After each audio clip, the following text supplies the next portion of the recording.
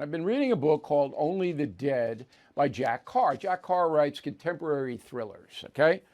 And I don't read a lot of fiction anymore because I have to read nonfiction. But I read Carr because Carr teaches me something, all right? He has a lot of credibility with me because he's a Navy SEAL, he served in Afghanistan, served in Iraq. He knows. All right. And he writes about those things. And he writes thrillers and they move along. Okay. And that's another prerequisite. I can't be like trying to get through it. It has to, like my books, the killing books, they have to fly through. All right. So I'm reading Only the Dead. And in chapter 2, a paragraph I'm going to read to you. Quote, "The war in Ukraine was not going well from a tactical perspective.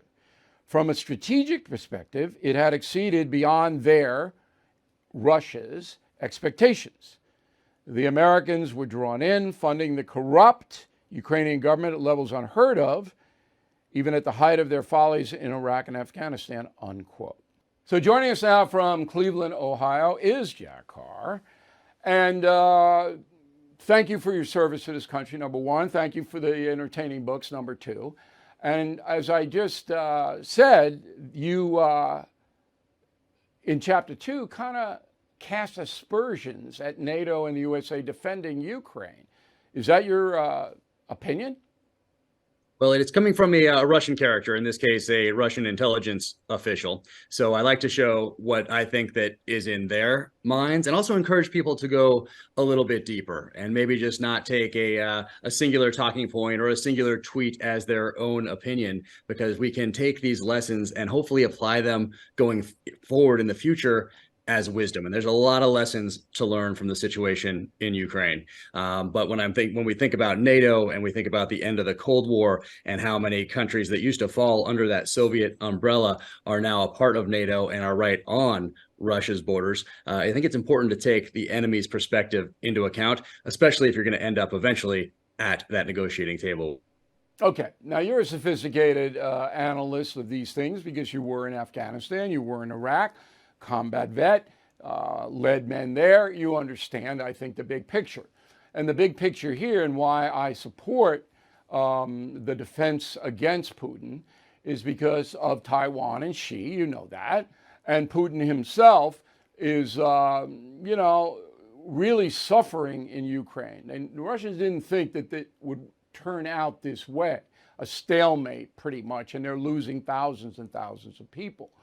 So even though we're paying an enormous amount of money to prop up Ukraine, it seems to me globally, as the cliche goes, it's worth it. Am I wrong? So there's a little more to it than just what we hear in a singular tweet from someone or a singular talking point from someone. And my hope is through reading these books that people take that extra effort to go a little deeper into it and think about the end of the Cold War. Think about the new countries that have joined NATO since then, right up against Russia's border, to put ourselves in those Russian shoes, because eventually we, the West, NATO, Ukraine, are going to end up at the negotiating table with Russia. So understanding their perspective. That's all Jack, that's all theoretical. I want to get away from the theoretical. Right now, you got Ukraine fighting Russia to a standstill, to stalemate right now. Okay? That hurts Putin. Xi's watching this in China. Okay? That may inhibit him from invading Taiwan.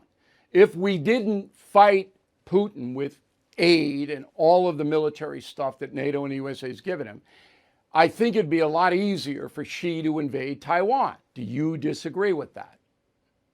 Oh, that's our response for sure to the invasion of Ukraine is teaching the Chinese something about what happens to them if they invade Taiwan. No doubt about that. So for that reason alone, then to dissuade an Chinese invasion of Taiwan, then that may be a reason to continue this. And does it need to be drawn out? How long? That's the real question, is how long does it need to be drawn out? What steps can we take here? Because right now, Russia might have thought this was going to go a little faster, be more, and by faster, I mean World War I, World War II, not some of their longer wars than that. And what happened was all of that grift that's just inherent in that Russian system, even more so after the end of the Cold War, made them think they had more bullets, more people, even more tanks, more aircraft that were operable than they actually had. So now they're into this thing and they're digging deep back into the reserves, pulling out equipment that comes from the 60s, the 70s, up into the 80s, but even repairing the stuff from the 80s and the 90s,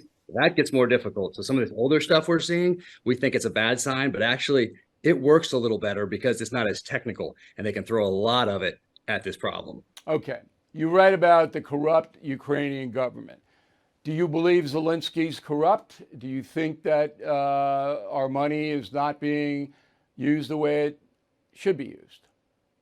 It'll be just interesting to do an audit. That's for sure. But is it any more corrupt than what we have going on here with, let's say, pharmaceutical lobbyists and defense lobbyists and all that? Probably by a few degrees. But I certainly talk about the similarities between their system and ours. A lot of people say the military's woke. They're doing the inclusion, diversity, equity thing there. Any opinion on that? Well, if it's not going to help our country prepare for war, it certainly doesn't need to be a part of how we spend our time in the military and where we allocate our assets in the military. That should be the baseline. But let me. You know guys still in the SEALs, active guys. Are they saying that it's going downhill?